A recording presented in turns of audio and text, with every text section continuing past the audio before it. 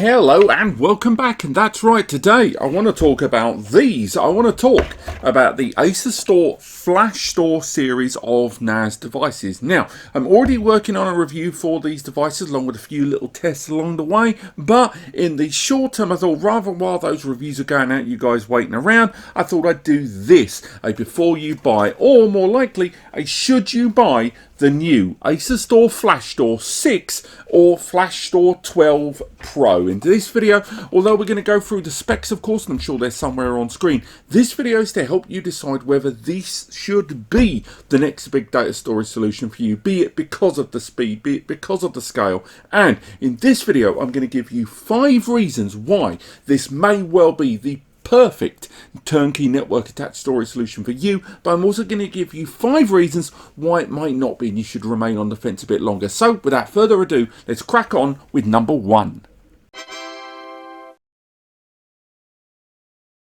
I'll be straight with you, this might be one of the nicest looking network attached storage devices I have ever seen. This is the 12 Pro, but I will say these things are identical in scale. Now, straight away I will say, is something I mentioned in the podcast, this looks a lot like a PlayStation 4, but it is a great deal smaller and it's very, very light. If I bring it close to the camera there, you can see the scale of the device, all of the ports. We've got lots of little ventilation panels all the way along. That's going to be paramount on a device like this. But all the way around there, there isn't any hot swapping on this, but you wouldn't expect hot swapping from an M.2 NVMe device. But there's plenty of ventilation all the way around the device. The top panel is completely flat. We've got that nice brush effect there on the side. I will say this is a plastic chassis all the way around, red Asustor logo, and on the base we have an additional ventilation panel with an active cooling fan. Now this is where our storage media lives, which I'll show you later on.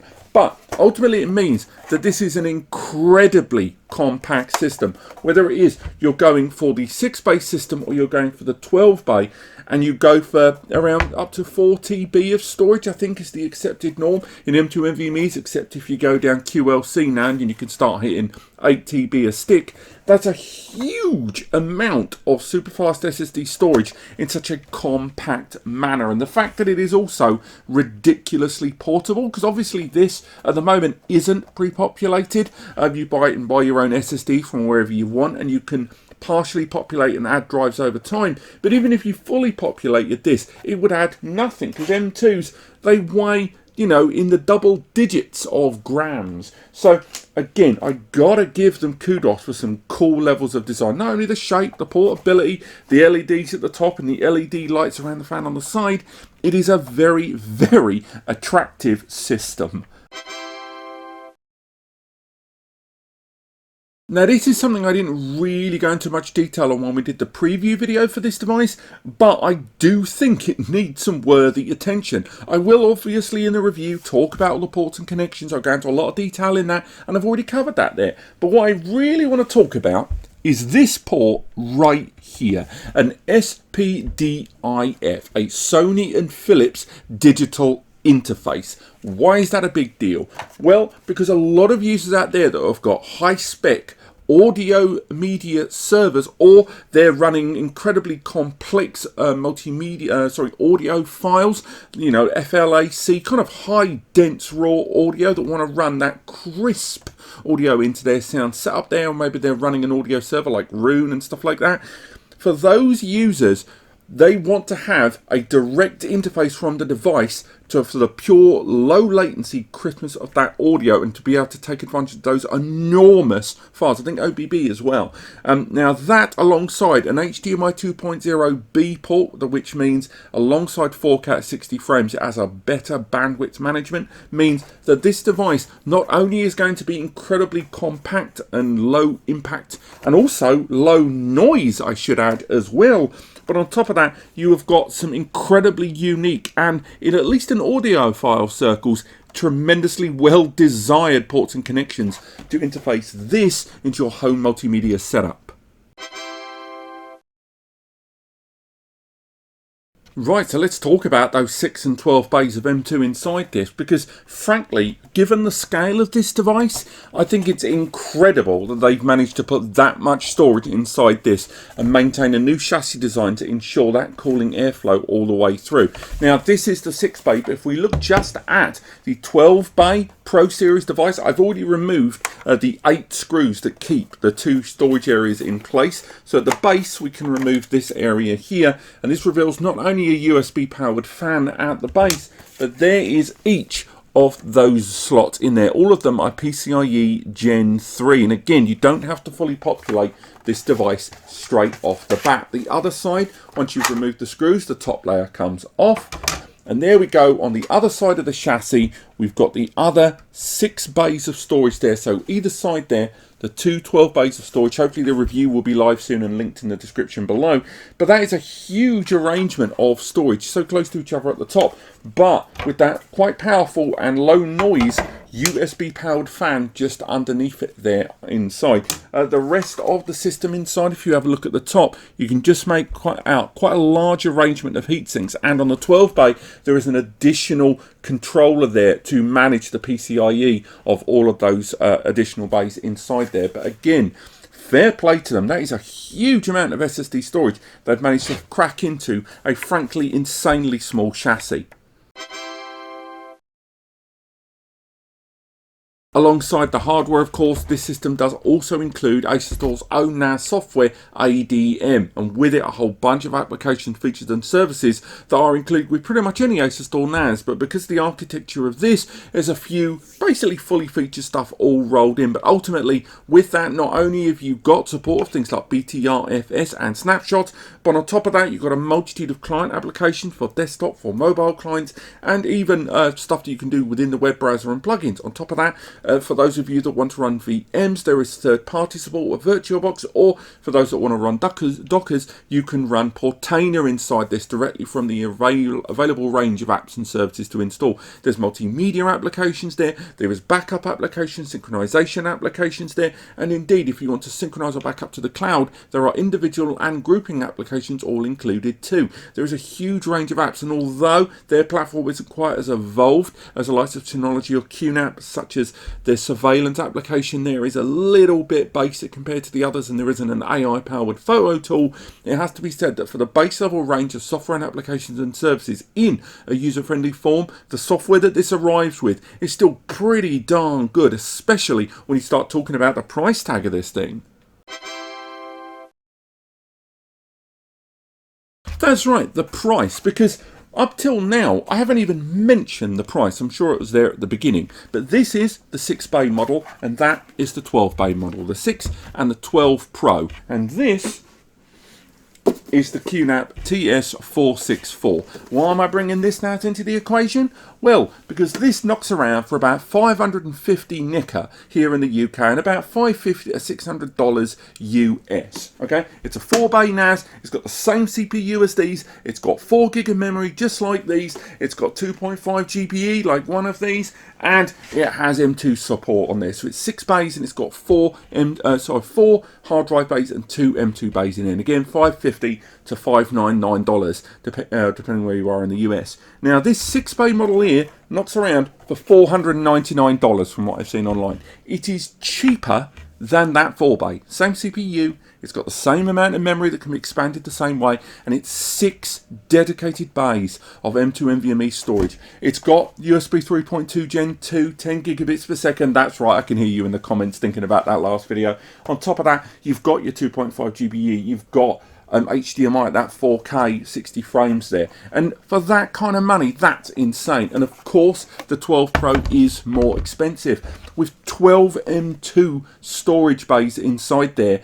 Even then, that price tag at $860 from what I could see, that seems like worryingly low compared to everyone else. And if you were looking at 8-bay hard drive systems that have this same CPU and memory, you would be looking at 8 to 9 to close to 1,000 there from what we've seen online. And these guys are rocking out a 12 bay M.2 NVMe NAS with an integrated graphics processor with up to 16 gig of memory and 10 GBE on the rear of this one for $860. That is insane value in terms of hardware and what you're paying. And I think right now it is by far the most cost effective powerful flash server I have ever seen here on the channel. However, it's not perfect. It's not for everyone. Let's talk about the 5 reasons why you might want to remain on the fence that little bit longer. Now, this is going to sound a little bit churlish given the price tag that I just talked about, but I gotta say, the CPU choice for this device isn't brilliant. It's not terrible. It is still an Intel Celeron N5105 processor. It's a Gen 3. It's a quad-core 2.0 GHz processor that can be burst up to 2.9. It's a good CPU, supporting up to 16 gig of memory. But we're talking about 6 or 12 bays of M.2 NVMe storage. These drives, although they can hit a tremendous amount of throughput, you need to surround the system in the kind of hardware architecture that can eke the most out of them. And an Intel Celeron for this amount of storage, it's just not the best for that. I think minimum it should have been an i3, perhaps a high-end Pentium, but then that would have affected the price. But there's still nonetheless that this CPU, 8 Gen 3 lanes, is spreading itself pretty darn thin across these. And as mentioned, there is a PCI bridge chip in the 12 bay one there. Also, things like ECC memory are just not possible, not supported even on that processor. And there are some kind of highfalutin flash users who really shouldn't be looking at a device this scale, to be frank, but will look at that CPU and its lack of ECC memory when you're talking about that kind of flash throughput, and the slight concerns that some users can have about data moving on flash storage in terms of inconsistencies that can be overlooked during initial write, and then later on bit rot and issues in archival storage. Those users who opt for ECC are not going to have that option on this device. Likewise, users that are looking at these devices to really make the most of that storage, particularly in the 12 bay, are not going to get the full potential of those bays of storage. The individual ones all rated together that you might get if that CPU was beefier. But just bear in mind, to have a fit a beefier CPU inside this not only would have, consequently increased that price tag quite substantially, but on top of that would have resulted in greater heat dissipation requirements and certainly a bigger active CPU fan or passive CPU heatsink, thereby increasing the size of this. So I understand why they needed to go modest for one reason or another on the CPU. I just think perhaps the CPU might be a touch too modest. Next up, focusing on those M.2 NVMe's, another consequence of choosing that CPU, and again, we'll remove the casing on this, and I'm sure you've already half thought this, a number of you already, but this system has got PCIe Gen 3 slots, but they're all Gen 3 times 1. They've had to be to fit within that remit within the system, so although you might be utilising M.2 NVMe's that are Gen 3 times 4 inside this system, and therefore their reported performance can hit somewhere in the region of 3 to close to 3,300, 400 on read.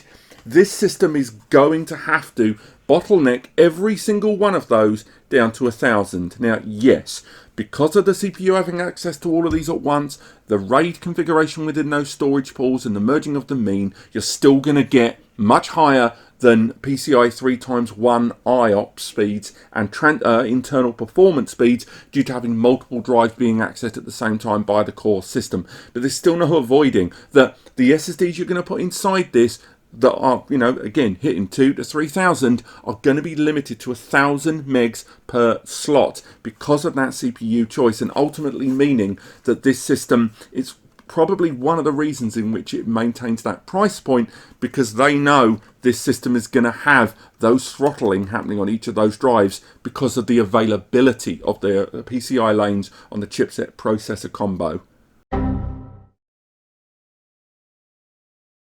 And carrying on that discussion about potential bottlenecks, we've got to talk about the other thing that, although this is a modest, affordable flash system, is certainly going to cause something of a bottleneck, and that is, of course, those network connections. The 6-bay device arrives with two 2.5 gigabit Ethernet ports, and the 12 Pro arrives with a single 10 GBE port there. So around about 1,000 megabytes per second on this, and potentially somewhere around 5 to 550 megabytes per second here, thanks to things like SMB multi-channel support, port trunking, link aggregation if you've got the right switches. So although that sounds alright, remember, you've got 6 to 12 SSDs in here, each of which have been afforded around 1,000 megs per second each. So the result is that the external performance that is possible with this is substantially reduced for what the storage media is capable of. Now,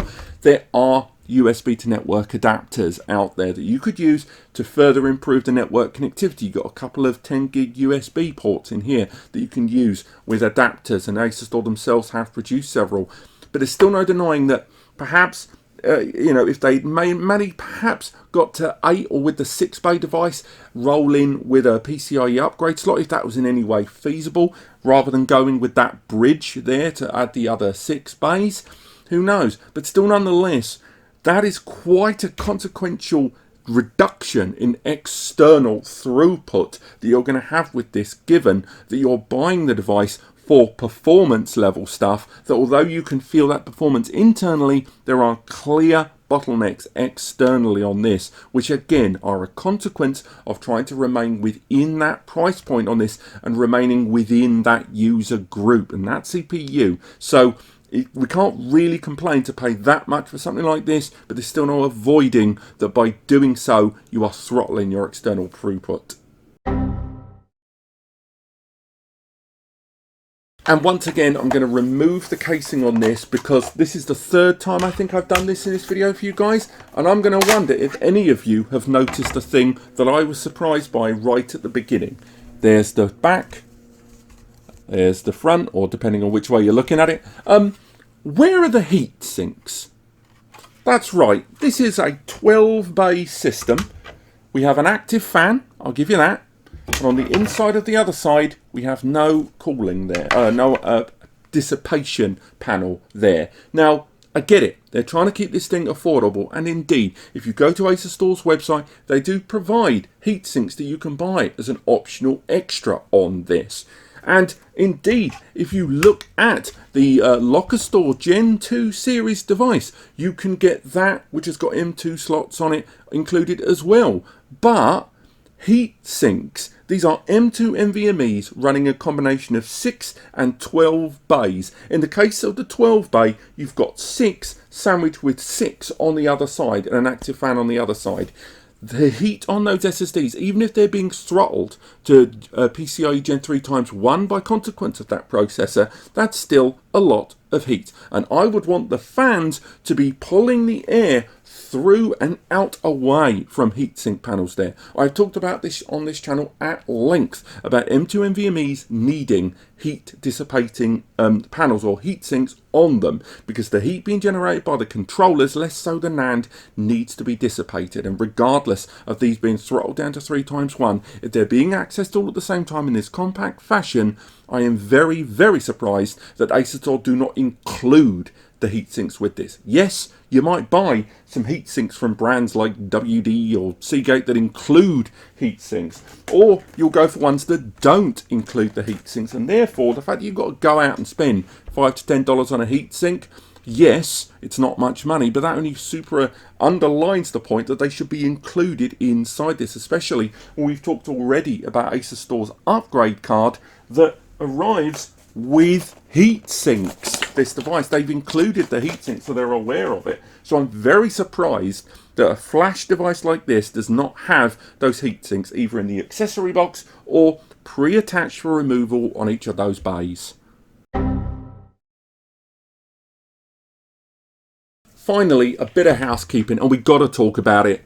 Deadbolt. That's right, in 2022, Asustor was one of several brands that was successfully targeted by the ransomware group Deadbolt. And although they have tightened a number of the areas of their platform, as well as changed a lot of the default settings on their device, upgraded some of the backup and notifications on the system, and alerted users to some of the behavioral patterns that they might pursue that render the device unsafe, be they firewall related or system setup related, it has to be stated that them, just like TerraMaster, just like QNAP, did lose something of public reputation and face because of these attacks. They were nowhere near as heavily impacted as the likes of QNAP, but they were. And I think, again, if you are going to use their product, it's only fair that you keep yourself informed in the history of most of these brands. They have a security advisory page there. They have done a lot of work on their platform after that and learnt some lessons, but still, you have to factor in, just like any of the brands I talk about,